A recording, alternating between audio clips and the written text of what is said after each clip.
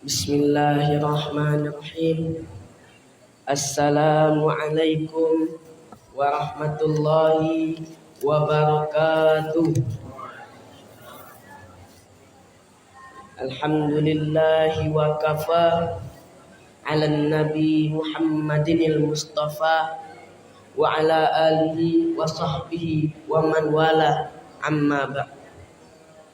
Maqala Allah Ta'ala fil Qur'anil Azim. A'udzu billahi minasyaitonir rajim. Bismillahirrahmanirrahim. Qul hal yastawil ladzina ya'lamun wal ladzina la ya'lamun innama yatadzakkaru ulul albab. Shadaqallahu maulana azim. Terutama dan paling terutama sekali mari kita panjatkan puja dan puji syukur kita kehadiran Allah Subhanahu wa Ta'ala yang telah memberikan kita rahmat, nikmat dan karunia-Nya kepada kita bersama, sehingga kita dapat melaksanakan kewajiban kita, yaitu melaksanakan ibadah salat Isya di Masjid Raya Lima Qom yang insyaallah kita cintai ini. Dan tak lupa pula salawat serta salam kita haturkan untuk pemimpin umat manusia yang telah membawa kita dari zaman jahiliyah hingga zaman yang bisa kita rasakan sampai malam hari ini. Akhirul anbiya wa imamur rasul, yaitu baginda Nabi besar Muhammad sallallahu alaihi wasallam. Mudah-mudahan keluarganya, sahabatnya, tabi'in dan para tabi'in dan kita sebagai umatnya mendapatkan syafaat di yaumil kiamat nanti. Amin amin ya rabbal alamin. Yang saya hormati para ulama-ulama yang ada di sekitar sini, yang ada di masjid ini, para cadia pandai, datua-datua, bendokan luang, dan para sidang jamaah sidang tarawih rahimakumullah. Saya akan perkenalkan diri dulu. Nama saya Alif Arasy, umur 15 tahun. Saya asli orang Balai Labuan. Saya menuntut ilmu di Sukabumi di Pondok Pesantren Madinah Quran. Sudah sekitar 2 tahun lamanya. Jadi saya duduk di sini bukan merasa orang yang paling pintar. Saya duduk di sini bukan merasa orang yang paling berilmu di antara awak yang ada di situ sadar.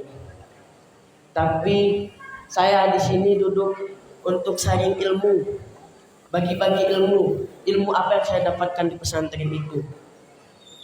Jadi bukan saya orang yang paling pintar. Dan untuk malam hari ini saya tidak akan membahas tentang puasa, tidak akan membahas tentang ibadah-ibadah apapun di bulan puasa, tapi saya akan membahas tentang berbakti kepada kedua orang tua kita. Rasulullah sallallahu alaihi wasallam bersabda, "Abukal ladzi waladak." Orang tuamu itu ada 3. Abukum salah, orang tuamu itu ada 3. Wahid, yang pertama, abukal ladzi waladak, orang tuamu yang melahirkanmu, yang membesarkanmu, berarti orang tua kandung kita. Kemudian yang kedua, orang tua perempuan yang kita nikahi, berarti mertua kita. Yang ketiga, orang tua, orang yang telah mengajarkan kita ilmu, berarti guru kita. 3 orang tua ini wajib kita muliakan. Allah Subhanahu wa Ta'ala berfirman dalam surat Al-Ahqaf ayat 15, halaman sebelah kanan pojok paling atas, yang berbunyi, Bismillahirrahmanirrahim. Wa wassaynal insana biwalidayhi ihsana. Dan telah kami perintahkan kepada manusia agar mereka berbakti, agar mereka berbuat baik kepada kedua orang tuanya. Saya mengingatkan untuk saudara-saudara semua kita yang ada di masjid ini, bahwasannya janganlah kalian sombong, janganlah antum sombong dengan ilmu antum yang banyak. Janganlah antum sombong dengan antum pergi sekolah ke luar negeri. Antum memajang-majang jabatan. Jangan sombong dengan itu. Belum tentu antum bisa bahagia, belum tentu antum sukses hanya karena jabatan yang tinggi, hanya dengan ilmu yang tinggi. Tapi kesuksesan antum ketika antum berbakti kepada kedua orang tua antum. Makanya wajib kita menghormati kedua orang tua kita.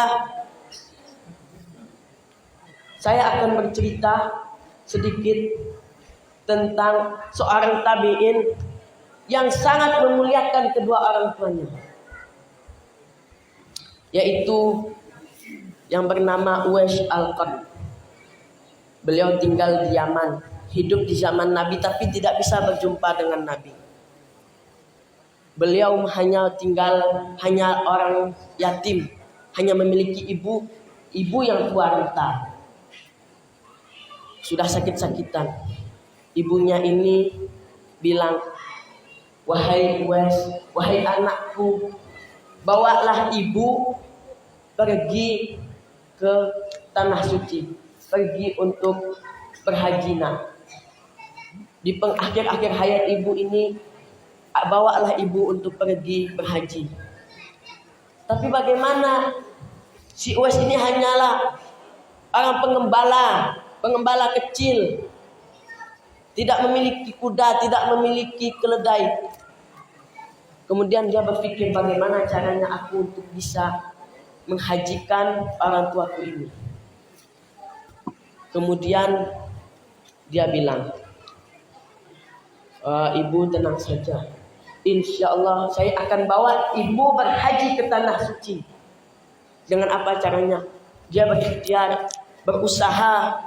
Dengan cara apa? Dia ini pengembala. Setelah dia mengembala ini, dia beli 1 ekor kambing kecil kepada majikannya ini. Setelah dia beli kambing kecil, dia rawat hingga besar. Dia apakan kambing-kambing ini? Dia bawa dari bawah bukit hingga ke atas bukit. Dia gendong itu kambing, anak kambing itu selama 8 bulan hingga dia punya otot. Dia bawa dari atas ke bawah, atas ke bawah, atas ke bawah selama 8 bulan, sampai orang bilang, si Uwais ini orang gila ya, kambing dibawa-bawa.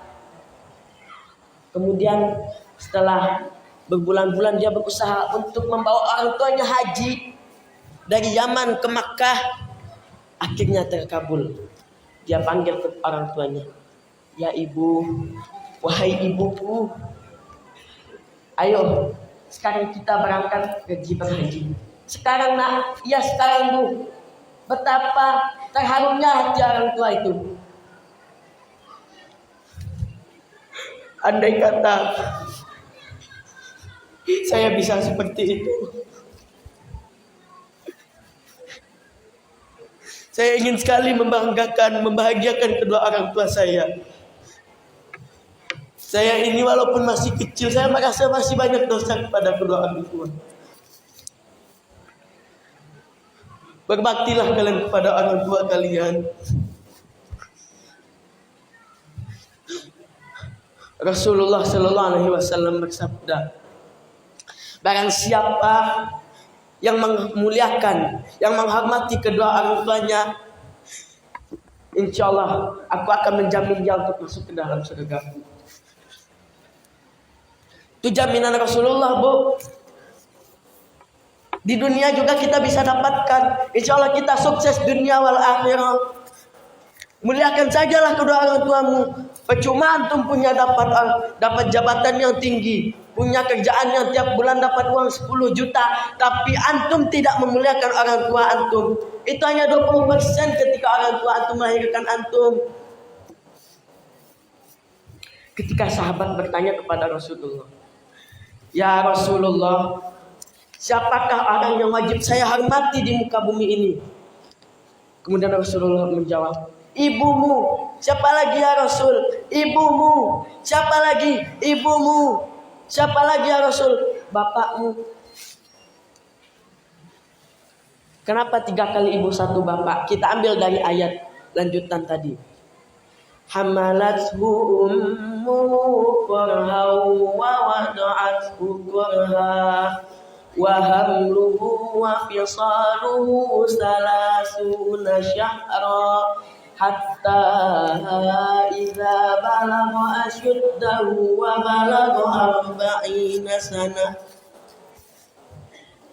Ibunya mengandungnya 9 bulan 10 hari, dibawa-bawa kemana-mana. Gak mungkin dia akan tinggalkan kandungannya, bersusah payah.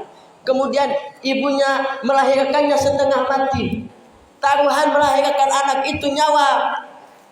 Jangan anggap remeh kalian anak-anak. Antum yang masih suka melawan kepada orang tua. Kemudian yang ketiga, ibunya yang telah membesarkannya, menyusuinya 2 tahun. Kemudian hingga ia berumur 40 tahun. Orang tua sangat sayang kepada kita. Kenapa kita tidak bisa menyayangi orang tua? Itulah pertanyaan sekarang. Mungkin antum yang suka masih melawan, yang masih suka melawan kepada orang tuanya, ya masih enak, masih punya orang tua, masih belum ngerasa, masih nikmat kalian. Oh, antum bilang ke orang tua, "Mak, minta duit." Enggak ada. "Saya bunuh kamu." Enak ngomong kayak begitu. Nanti kalau orang tua antum sudah meninggal, sudah tiada, mau sama siapa antum meminta pertolongan? Enggak ada kan? Jangan sombong antum dengan jabatan yang tinggi, uang yang banyak, tapi orang tua antum terbengkalai. Hati-hati antum. Rasulullah sallallahu alaihi wasallam bersabda, barang siapa orang yang melawan kepada kedua orang tuanya, jangankan masuk ke surga, mencium bau surga saja dia diharamkan oleh Allah Subhanahu wa taala. Tuh. Jadi apakah gerangan kita kalau kita enggak digodai orang tua? Saya ini bercerita sedikit bahwa kita ini ketika ingin melakukan sesuatu, mintalah pendapat orang tuamu. Minta pendapat orang tuamu. Ingin membuat PT, minta pendapat orang tuamu. Mau bagaimana. Orang tuamu ridha, insyaallah Allah akan ridha. Karena Rasulullah bersabda, "Ridallahu fi ridha walidain wa syukrullahu fi syukri walidain." Ridha Allah tergantung pada ridha orang tua. Kalau orang tua ridha, maka Allah pun ridha. Dan murka Allah tergantung pada murka orang tua. Ketika orang tua murka, maka Allah murka. Ditutup pintu berkah antum kalau antum tidak memuliakan orang tua. Jadi poin kita malam hari ini di kultum saya yang pendek ini, wajiblah kita untuk menghormati orang tua kita. Karena itulah keridhaan orang tua, itulah keberkahan kita agar kita sukses dunia wal akhirah.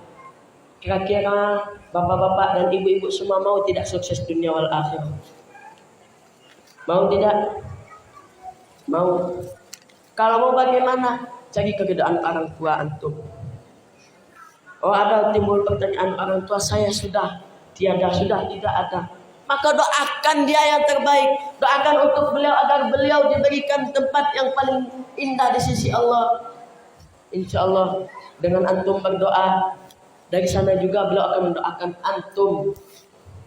Insya Allah. Jadi yang terpenting, kita di bulan Ramadan, di bulan yang penuh berkah, di bulan yang penuh ampunan, mintalah ampunan kepada Allah agar diampuni dosa-dosa kita. Kalau masih banyak kita merasa kita berdosa kepada kedua orang tua kita, minta maaf kepada kedua orang tua kita itu. Ya ummi, ya abi, ya bapak, ya ibu, maafkan dosa saya. Kalau saya berbuat kesalahan, maafkanlah segalanya agar pintu berkah saya dibukakan oleh Allah, agar saya bisa sukses dunia wal akhirah. Kata orang tua, "Iya nak, ibu sudah mengampunimu. Insya Allah ridha Allah akan terbuka untukmu." Maka ketika itulah ridha Allah turun kepada kita dan menjadikan kita hidup kita itu berkah dunia wal akhirah. Mudah-mudahan ceramah pendek saya ini, kultum pendek saya ini bisa dimengerti. Walaupun saya masih kecil, tapi anggap sajalah saya ini orang yang sering-sering ilmu. Jadi mudah-mudahan bermanfaat, mudah-mudahan bisa diamalkan, dan jangan ada lagi ke depannya untuk kita melawan, membantah kedua orang tua kita. Saya bukan hanya mengingatkan kita yang ada di sini, tapi termasuk saya. Karena mulut saya lebih dekat dengan telinga saya, jadi motivasi ini lebih penting untuk lebih masuk ke hati untuk saya. Jadi mudah-mudahan bisa difahami. Apabila ada salah, itu datangnya dari Alif Arasy yang berdiri, yang duduk di depan ini. Dan apabila ada benarnya, itu datang dari Allah Subhanahu wa Ta'ala. Billahi taufiq wal hidayah. Wassalamualaikum warahmatullahi wabarakatuh.